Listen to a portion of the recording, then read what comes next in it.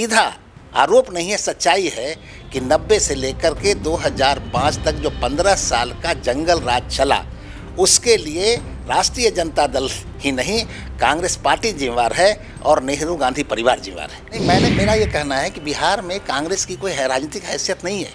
अगर कांग्रेस की अपनी हैसियत होती तो राष्ट्रीय जनता दल के साथ, लालू यादव के साथ गठबंधन कांग्रेस नहीं करती। कांग्रेस की हैसियत यहाँ पर पॉलिटिकल पार्टनर की नहीं है।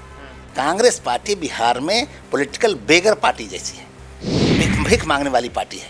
और ये बार बार लालू यादव ने जिस तरह से दुत्कारा है, जिस तरह से कांग्रेस को अवॉइड किया है, जिस तरह से कांग्रेस को अंडरमाइन किया है, वो प्रमाणित हो चुका है। नमस्कार, मैं हूं देवांशु। आप देख रहे हैं न्यूज़ फोन से। इस साल बिहार में विधानसभा के चुनाव होने हैं। तमाम राजनीतिक पार्टियों ने अभी से ही तैयारियां जो है वो शुरू कर दी है। राहुल गांधी का बिहार दौरा होता है, तीसरा बिहार दौरा होता है। राहुल गांधी जो है वो एक कार्यक्रम को संबोधित करते हैं, पार्टी की मीटिंग लेते हैं और बेगूसराय में पदयात्रा करते हैं। इस वक्त हमारे साथ बात करने के लिए बिहार कांग्रेस के पूर्व प्रदेश अध्यक्ष रहे अनिल शर्मा होंगे, जो कि मौजूदा वक्त में बीजेपी के नेता हैं। कैसे देख रहे हैं राहुल गांधी के इस यात्रा को, क्योंकि इस बात में बोलते बोलते वो जिक्र करते हैं कि उनसे कुछ गलतियां हुई हैं, लेकिन अब उनका फोकस जो है ओबीसी, ईबीसी, दलित, महादलित रहेगा और वो सबको जो है वो रिप्रेजेंटेशन देना चाहते हैं। मुझे हंसी आती है राहुल गांधी जी के इस बयान पर कि मुझसे गलतियां हुई हैं। राहुल गांधी ही नहीं, उनकी माता जी सोनिया गांधी से ऐसी अक्षम गलती हुई है जिसके लिए कोई क्षमा याचना नहीं है। और बिहार के लोग तो कतई राहुल गांधी, सोनिया गांधी के नेतृत्व रहते हुए कांग्रेस को माफ़ नहीं कर सकते। बिहार में अगर 15 सालों तक लूट का राज चला, जंगल राज चला, हत्या और अपराध का दौर चला, सवर्णों की खुलेआम हत्याएं हुई, नरसंहार हुआ, ये सब के लिए जितना जिम्मेवार लालू राबड़ी शासन है, उससे ज़्यादा जिम्मेवार सोनिया गांधी के नेतृत्व वाली कांग्रेस पार्टी है।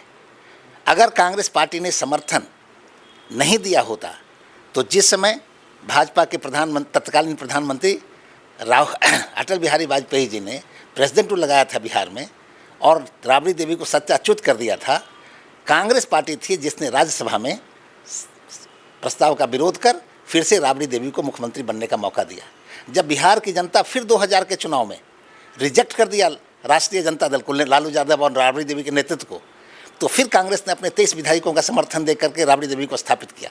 तो ये सीधा आरोप नहीं है, सच्चाई है कि 90 से लेकर के 2005 तक जो 15 साल का जंगल राज चला, उसके लिए राष्ट्रीय जनता दल ही नहीं, कांग्रेस पार्टी जिम्मेवार है और नेहरू गांधी परिवार जिम्मेवार है। लेकिन जो पैटर्न अब दिख रहा है कि 3-3 दौरा होता, कहीं ना कहीं पहले हम ये देखते थे कि राहुल गांधी जो है वो बस चुनाव में आया, चुनावी जनसभा को संबोधित किया, चले गए। लेकिन इस बार वो थोड़ा बिहार को लेकर सीरियस हैं। जिला अध्यक्षों की जो है वो नई नियुक्ति हुई है और ये कह रहे हैं कि 2/3 जो हैं वो ओबीसी, महादलित और दलित वर्ग के हैं। अपर कास्ट को उन्होंने छाटा है इस बार जिला अध्यक्षों की टीम से, पहले जो है वो 1/3 थे। तो इन सब बातों का जिक्र जो है वो राहुल गांधी कर रहे हैं। उनके फोकस में इस बार बिहार के दलित हैं, महादलित हैं, ओबीसी हैं, ईबीसी, ये सब खुद जिक्र कर रहे हैं। तो आपको लगता है कि थोड़ा सा एक नया फ्लेवर आया है राहुल गांधी की पॉलिटिक्स में, बिहार वाली पॉलिटिक्स में? मैं नहीं मानता, इसलिए नहीं मानता कि राहुल गांधी का बयान छपा है कि साहब देश का सवर्ण, पिछड़े, अति पिछड़े, आदिवासी, अनुसूचित जाति के लोगों को 2म दर्जे का नागरिक बनाए रखने के लिए जिम्मेवार है। ये कितना बड़ा झूठ है। अगर इसके लिए जिम्मेवार है तो सचमुच नेहरू गांधी परिवार है, जिस परिवार ने लंबे समय तक शासन किया, जिस परिवार की जिम्मेवारी थी शासन के दौरान चेहरा बदलने का, गरीबों को आगे लाने का, पिछड़ों को आगे लाने का, दलितों को आगे लाने का, अनुसूचित जाति के लोगों को आगे लाने का। लेकिन पूछिए राहुल गांधी से कि क्या पूछ सकते हैं अपने नाना जी से, जवाहरलाल नेहरू जी से, अपनी नानी इंदिरा गांधी से, अपने पिताजी राजीव गांधी से, कि क्या कारण था कि जिस गरीब की बात करते हैं, आदिवासी के उत्थान की बात करते हैं, वह 1952 से लेकर के और नरसिम्हा राव के प्रधानमंत्री बनने तक कैबिनेट का दर्जा नहीं मिला उसको, राज्य मंत्री का दर्जा तक सीमित रह गया था आदिवासी। पहली बार आदिवासी कोई कैबिनेट मिनिस्टर बना था, वो पीए संगमा के रूप में बना था और नरसिम्हा राव के सरकार में बना था। तो पूछें जरा, इसके लिए कौन जिम्मेवार था? जो सवर्णों को आरोपित कर रहे हैं राहुल गांधी, ये फालतू की बात करते हैं, कुछ और बोलने के लिए नहीं रह गया है, क्योंकि इनकी खुद परिवार की साख खत्म हो गई है, इनकी साख खत्म हो गई है। तो जिसकी खुद की साख खत्म हो जाती है वह सिर्फ रिएक्शनरी पॉलिटिक्स करता है, वो बिल्कुल ही प्रतिक्रियावादी बात करता है, और यही प्रतिक्रियावादी बात कर रहे हैं। सवर्णों की बात करते हैं तो गलतफहमी में है। देश में, बिहार ही नहीं पूरे देश में सवर्ण कम से कम 22-25% है। बिहार में भी जनगणना में उसको कम दिखाया गया है। सच्चाई है कि बिहार में भी 20-22% सवर्णों की जनसंख्या है, और सवर्णों की उपेक्षा करके कोई सत्ता में नहीं आ सकता है। ऐसे कई उदाहरण हैं जब 1% से 0.75% से सत्ता से लोग मुक्त हो च्युत हो जाता है, सत्ता में नहीं जा पाता है। मध्य प्रदेश में जो सरकार बनी थी इसके पहले बीजेपी की, जस्ट 7.75% बीजेपी की का था, और कांग्रेस की सरकार नहीं बन पाई थी। तो ये गलतफहमी में न रहें, ये रिएक्शनरी पॉलिटिक्स से ना तो देश का उद्धार होगा न कांग्रेस पार्टी का उद्धार होगा। कहाँ दिख पा रहे हैं चुनाव के मद्देनजर बिहार में कांग्रेस को? क्योंकि देखिए कोशिश तो की जा रही है भरकस, पिछली बार की तुलना में 2020 की तुलना में 2025 मैंने पहले भी कहा है आपके न्यूज़ फॉर नेशन को कि कांग्रेस को इस बार 2 अंकों में भी सीटें नहीं मिलेंगी, और फिर मैं बहुत ही इम्फेटिकली, बहुत ज़ोर से कह रहा हूँ कि कांग्रेस पार्टी को राहुल गांधी, मैं तो कहा था राहुल गांधी खुद अध्यक्ष बन जाए ना, तब भी नहीं 2 अंकों में सीट मिलेगी। राहुल गांधी हर हफ्ते नहीं, हर दिन बिहार में घूमते रह जाएं, अगर 2 अंकों से ज़्यादा सीट मिल जाएगी तो सचमुच मैं इसके बाद से राजनीति कमेंट करना बंद कर दूंगा। नहीं, लेकिन 2020 में 2 अंकों के ऊपर 2 अंक तो आ गए, तो इस बार कम क्यों जाएंगे? नहीं, इसलिए कम होगा कि राहुल गांधी बिहार के उद्धार की बात करने आए हैं। किसके साथ? लालू प्रसाद जैसे महात्मा के साथ, लालू प्रसाद जैसे संत के साथ। तो बिहार में लालू प्रसाद जी की छवि क्या है वो सब जानता है। बिहार के, फिर मैं कह रहा हूँ कि 70% से ज़्यादा जो वोटर है वो किसी भी स्थिति में राष्ट्रीय जनता दल के नेतृत्व में सत्ता नहीं सौंपना चाहता है, और इसी का रिपीटिशन होने वाला है कि इस बार निश्चित रूप से फिर से महागठबंधन की सरकार नहीं बनेगी। देखिए राहुल गांधी जो हैं वो पूरी कोशिश कर रहे हैं कि कहीं ना कहीं बिहार में कांग्रेस को एक तरीके से खड़ा किया जाए, और इस बार कम से कम ऐसा तो नहीं है कि ठीक है अलग नहीं लड़ेंगे, साथ ही लड़ेंगे, लेकिन कहीं ना कहीं अपने वजूद को बिहार में बड़ा करना चाहते हैं।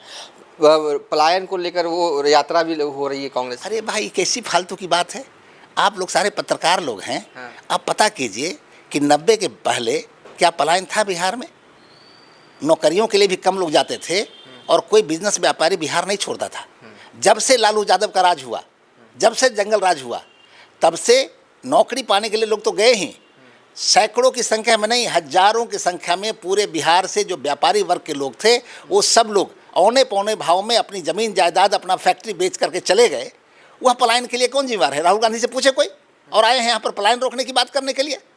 ऐसी बेतुकी बात, ऐसी फालतू बात का कोई औचित्य ही नहीं है। अच्छा, शिवदीप लांडे ने एक नई पार्टी बनाई है, उसको कैसे देखते हैं? बिहार में एक नया आगाज़। भाई, मैंने कहा है कि शिवदीप लांडे या कोई और भी अगर सार्वजनिक जीवन में आते हों, जन सेवा करना चाहते हों, तो वह स्वागत जो कदम है उसका वह वेलकम एक्शन है। मगर ख़ास तौर से शिवदीप लांडे जो बिहार में पुलिस अधिकारी तो थे, मगर महाराष्ट्र के पृष्ठभूमि के हैं, और शिवदीप लांडे जी को ही पता है कि देश में सबसे ज़्यादा प्रताड़ित अगर बिहारी कहीं रहा है, हुआ है, वह है महाराष्ट्र राज्य, जहाँ पर बाल ठाकरे से लेकर के राज ठाकरे तक अब तक हजारों लोगों की मार पिटाई हुई, कई लोग घायल हुए और हत्याएं हुई, और सिर्फ इसलिए कि वो बिहार के थे और हिंदी भाषी थे।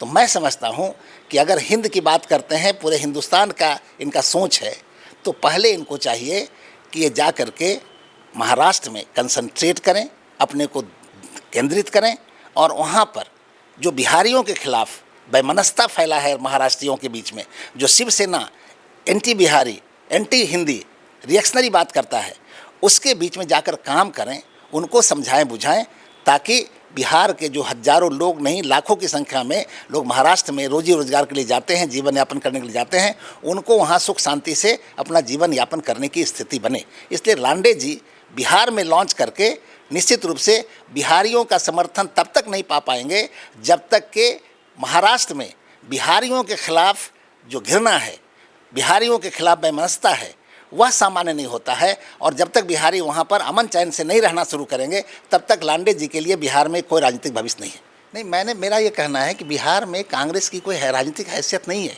अगर कांग्रेस की अपनी हैसियत होती तो राष्ट्रीय जनता दल के साथ, लालू यादव के साथ गठबंधन कांग्रेस नहीं करती। कांग्रेस की हैसियत यहाँ पर पॉलिटिकल पार्टनर की नहीं है। कांग्रेस पार्टी बिहार में पॉलिटिकल बेगर पार्टी जैसी है, भीख मांगने वाली पार्टी है। और ये बार बार लालू यादव ने जिस तरह से दुत्कारा है, जिस तरह से कांग्रेस को एवॉइड किया है, जिस तरह से कांग्रेस को अंडरमाइन किया है, वो प्रमाणित हो चुका है। अगर नहीं होता तो 2009 के चुनाव में कह दिया कि भाई आप 3 सिटिंग MP है, 3 से ज़्यादा आपको सीटें नहीं देंगे। अभी पिछले दिनों मदन मोहन झा अध्यक्ष थे, इनके अध्यक्षता काल में जो सीटें कांग्रेस के कोटे की थी, बाई इलेक्शन हुआ, वो सीटें भी कांग्रेस को नहीं दिया। कहा कि क्या है आपके पास। तो कांग्रेस यहाँ पर पॉलिटिकल पार्टी पार्टनर के रूप में नहीं है, पॉलिटिकल बेगर के रूप में पार्टी है। इसकी कोई हैसियत अब बिहार की जनता भी जानती है। इसलिए कांग्रेस पार्टी को अगर इंडिपेंडेंट लड़ेगी तो बोटकटवा पार्टी बनेगी, जो 98 से लगातार बोटकटवा पार्टी के रूप में कांग्रेस जानी जाती थी। इसलिए Congress is a beggar party in Bihar.